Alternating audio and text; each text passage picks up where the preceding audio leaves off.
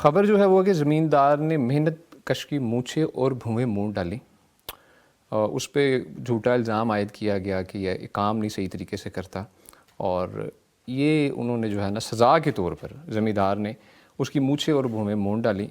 اس صورت میں جو مفتی صاحب آبویسلی کارروائی کی گئی، حکومت کی جانب سے بھی کارروائی کی گئی، لیکن ہمیں جو شرعی طور پہ ہمیں آپ سے سوال درکار ہے کہ اسلام میں کسی شخص کی عزت نفس اور وقار کو مجروح کرنے کے بارے میں کیا احکامات ہیں، اور ظالم کو روکنے کے لیے شریعت ہمیں کیا راستہ فراہم کرتی ہے؟ ہماری شریعت میں جو سزاؤں کا مسئلہ ہے، حدود کی تنفیذ ہے، قصاص کی تنفیذ ہے، اور اسی طرح سزاؤں کا دینا ہے، یہ جو ہے افراد کو یہ حق حاصل نہیں، تنظیموں کو بھی یہ حق حاصل نہیں ہے، اور اسی طرح جماعتوں کو بھی یہ حق حاصل نہیں۔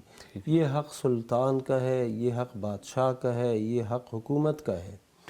اور جو شخص از خود کسی کو سزا دیتا ہے، یہ ظلم ہے، یہ ناجائز ہے، اور یہ افتیات علی السلطان اسے کہتے ہیں، یعنی سلطان اور بادشاہ کے اختیارات جو ہے اپنے ہاتھ میں لینا، یا بالفاظ دیگر جو کہتے ہیں کہ قانون کو اپنے ہاتھ میں لینا، یہ جائز نہیں ہے۔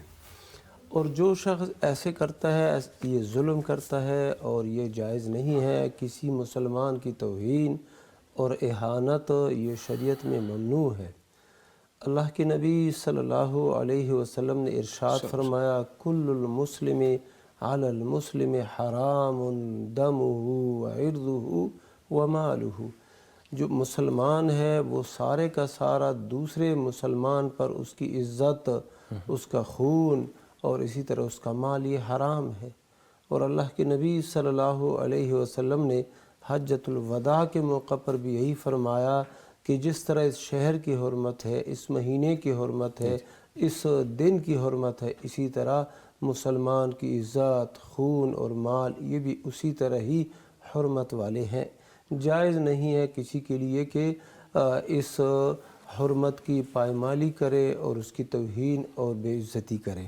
جو ان لوگوں نے کیا ہے، اور اس مسلمان کی جو ہے مونچھیں اور اسی طرح یہ بھویں جو ہے آبرو یہ کاٹ ڈالے ہیں، مونڈ ڈالے ہیں از خود، یہ جائز نہیں ہے۔ اچھا، دوسرے مسلمانوں کے لیے کیا کرنا چاہیے؟ اللہ کے نبی صلی اللہ علیہ وسلم نے فرما دیا ہے کہ انصر اخاک ظالما او مظلوما۔ جو آپ کا مسلمان بھائی ہے، چاہے وہ ظالم ہے چاہے وہ مظلوم ہے، اس کی مدد کرو۔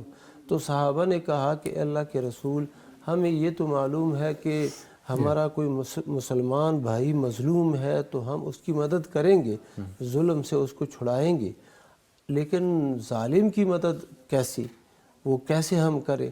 اللہ کے نبی صلی اللہ علیہ وسلم نے فرمایا، اس کو ظلم سے روکو، اس کو پکڑ لو اور ظلم نہ کرنے دو۔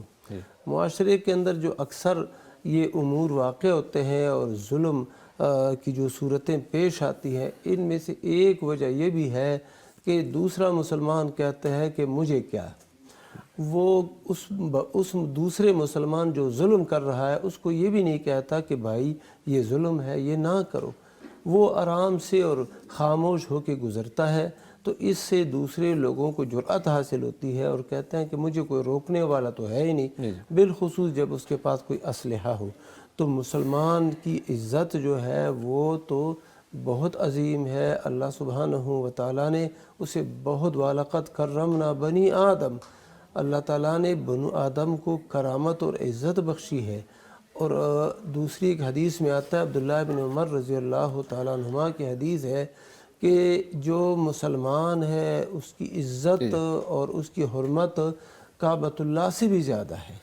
کعبۃ اللہ جو اللہ کا گھر ہے، بیت اللہ ہے، اور سب سے اول گھر ہے جو دنیا میں اور اس زمین پر اس کو بنایا گیا ہے، وہ بیت اللہ، اس سے بھی ایک مسلمان کی عظمت اور شان اور عزت بلند ہے۔ تو اب ایک بندہ اٹھتا ہے اور یہ ایسا ظلم کرتا ہے، یہ جائز نہیں ہے۔ وہ اللہ کے بندو، مسلمان تو مسلمان کا بھائی ہوتا ہے۔ اللہ کے نبی صلی اللہ علیہ وسلم نے فرمایا، کونوا عباد اللہ اخوانا، اے اللہ کے بندو ایک دوسرے کے بھائی بن جاؤ، تم تو دشمن بنتے جا رہے ہو۔ اور دوسروں کو یہ کہا گیا ہے کہ اصلحوا بین اخویکم، جو مسلمان ہے تو ان کے درمیان صلح کرو، ان کے درمیان یعنی مصالحت کی کوشش کرو، یہ ہے۔ اور مسلمان کے متعلق یہ بتایا کہ مسلمان جو ہے اپنے دوسرے مسلمان کو نہ اس کی تحقیر کرتا ہے، نہ اس کو بے یار و مددگار چھوڑتا ہے، اور نہ اس کے اوپر ظلم کرتا ہے۔ یہ احادیث صحیح احادیث ہے، مسلم اور دیگر کتب حدیث کی ہیں، تو اس لیے ان پہ عمل ہونا چاہیے۔ اور یہ جو صورتحال بیان کی گئی ہے، جو صورت پیش آئی ہے، سراسر ظلم ہے۔